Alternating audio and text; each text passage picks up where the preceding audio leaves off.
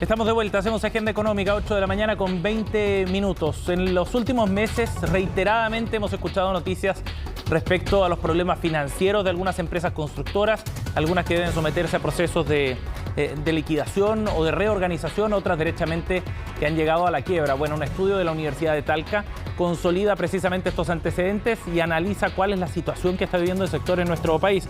Vamos a conversar de este tema con Armando Durán, el director de Ingeniería Civil en Obras Civiles de la Universidad de Talca. Gracias por el contacto, Armando, muy amable. Buenos días, Sebastián. Armando, ¿qué es lo que detectaron en este estudio? Ustedes muestran y hacen un análisis, un barrido bien completo, muestran cuál es la situación sobre todo que se ha vivido este año 2022. ¿Cuáles son las conclusiones más relevantes del estudio que ustedes han realizado, Armando?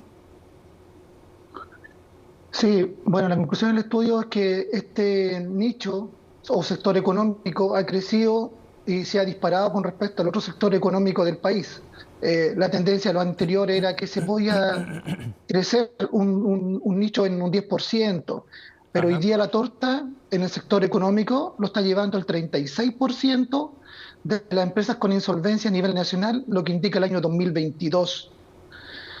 Y eso no se había producido en el país, que un rubro económico se haya disparado tanto se ha alejado del resto de los rubros en lo que significa en insolvencia y en quiebra de las empresas.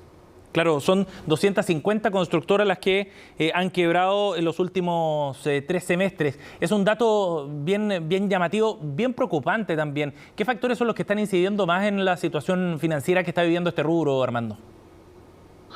Sí, el de conocimiento, el alza de precios de los materiales,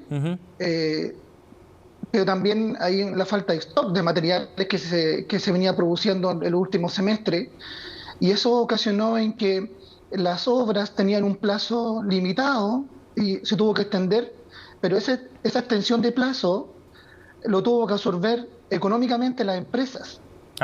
El valor de la alza del precio del material lo tuvo que absorber la empresa. Entonces, todo lo tuvo que absorber el privado y el Estado solamente estaba mirando, estaba observando, pero no hubo una toma de decisiones temprana. Y lo que ocurrió es que comenzaron a caer empresas, y la última, que una de las más importantes, la que tuvo mayor en redes sociales y en los medios. Claro. Pero eso se venía hablando desde el año pasado, sí, de que esto iba a ocurrir y que se tenían que tomar medidas. El Estado, distintos ministerios tenían que tomar medidas con respecto a revalorizar los proyectos. Ahora, las empresas constructoras, y todos sabemos que en este rubro las utilidades están entre un 5 y a un 10%. Si los precios de los materiales suben entre un 20%, que se vaya a producir en cadena este problema de quiebra de empresas constructoras. Sí. Armando, en ese sentido, ustedes en el estudio, ¿ven un riesgo sistémico? Lo preocupante es que todavía está recién comenzando la recesión. Estamos recién a mitad del segundo semestre. Y que el año 2023, si no hay cambios en tema de valorización, de actualización de precios, esto va a seguirse a producir mayores aumentos de quiebra de empresas. Los contratos que fueron firmados hace un año atrás, 2 años atrás, y que son de 4 años, generalmente los contratos de larga duración, son los que tienen mayor impacto. Y lo que yo hoy día actualizo en precio, eso en un par de meses más se desvaloriza, sí, porque sigue aumentando los precios. Por lo tanto, el daño es mucho mayor. Entonces, sí, claro. Esto se tiene que evaluar de un punto de vista estratégico del Estado, es decir, resolver, pero no cuando ya se quiebra una empresa, sino que en forma temprana los proyectos de construcción. Sí. Y esto ha afectado a la industria financiera también, ¿sí? Sí, es bien interesante aclarar a qué o en qué sectores se desempeñan las empresas que ustedes han detectado están quebrando en el rubro de la construcción, porque es bien amplio, ¿no? Uno lo asocia inmediatamente al sector inmobiliario, pero estamos hablando acá de empresas que están enfocadas, por ejemplo, más a las obras públicas, a la infraestructura, a viviendas sociales o en todos los rumbos. Es transversal el fenómeno, Armando. De la Superintendencia de Insolvencia nos llegó un listado de empresas de los últimos 3 semestres que se solicitó la información, pero no venía clasificada por rubro. Entonces ese estudio se clasificó por rubro, pero hay tres empresas, tres categorías: la empresa pequeña, mediana y grande empresa. Las que han tenido mayor repercusión en los medios han sido las grandes empresas. Pero sin embargo, cuando quiebra una empresa grande, y las empresas pequeñas, ¿quiénes son los que hacen finalmente el trabajo? Son los contratistas, mano de obra, Claro. la empresa de maquinaria, la ferretería en localidades. Tiene consecuencias porque trae esto en cadena la quiebra de empresas pequeñas. Por supuesto. Ahora, ¿cuál es el punto lo que está ocurriendo? Que existen licitaciones públicas de montos pequeños en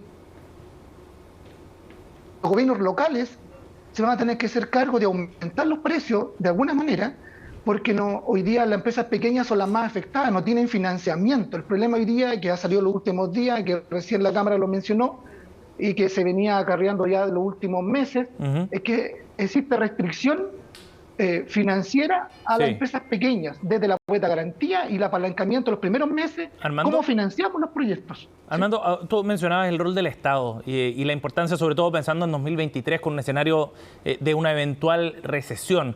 Cuando hablas del rol del Estado, ¿te refieres a un plan de salvataje para las empresas o más bien de ir acortando los pagos, los procesos de pago, los plazos asociados, la burocracia, que fue uno de los puntos, por ejemplo, que la constructora Claro Vicuña Valenzuela señalaba como uno de los críticos al momento de relacionarse con el Estado?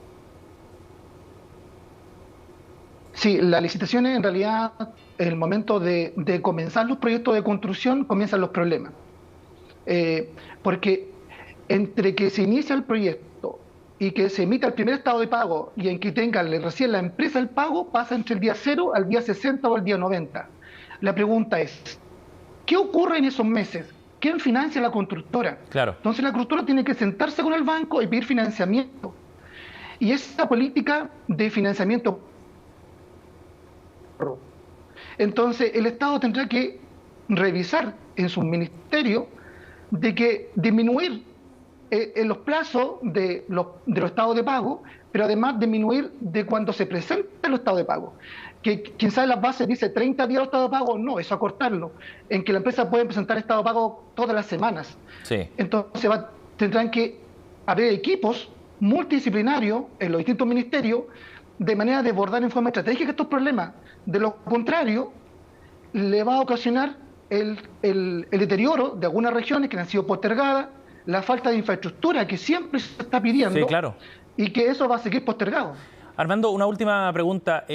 Respecto a los factores que están incidiendo en este momento para las constructoras, en este momento tan complejo del aumento de costos de los materiales que mencionabas tú, de los problemas de stock también asociados, del financiamiento, todo eso, ¿hay un horizonte para los próximos meses de que estos problemas puedan ir cediendo, de que haya menor presión por estos factores, que abra un escenario quizás un poquitito más favorable? Sí. Sí, lo que se espera es que ya el problema de los stock, eso ya no exista. El problema también del alza de precios de materiales, ya eso pueda mantenerse también. Pero lo que preocupa, en donde el Estado debería intervenir, es en que crear mecanismos en el tema financiero. La cuota de garantía es un problema. La cuota de garantía, el acceso a la cuota de garantía, hoy día no todas las empresas pueden acudir. Hay un problema ahí de cómo yo obtengo esos documentos. Y eso es una traba que debería solucionar en los próximos meses el Estado, a través de proyectos Corfo, con instituciones que no son entidades que todos conocemos, las financieras, sino que otras entidades que deberían apoyar desde la Corfo el financiamiento o la documentación necesaria para que estas constructoras puedan iniciar los proyectos. De lo contrario, estaríamos expectantes que solamente se adjudiquen los proyectos a los consorcios grandes, los que tengan espalda financiera, y estas constructoras pequeñas en comunidades locales, quienes son los que entregan trabajo, y no olvidar que este nicho es el que absorbe la mayor mano de obra no calificada. Claro. Entonces, afecta así el empleo. De todas maneras, y por eso es tan crítico y tan urgente también abordar el problema de fondo. Armando, gracias por conversar con nosotros esta mañana. Gracias. Gracias, buen día.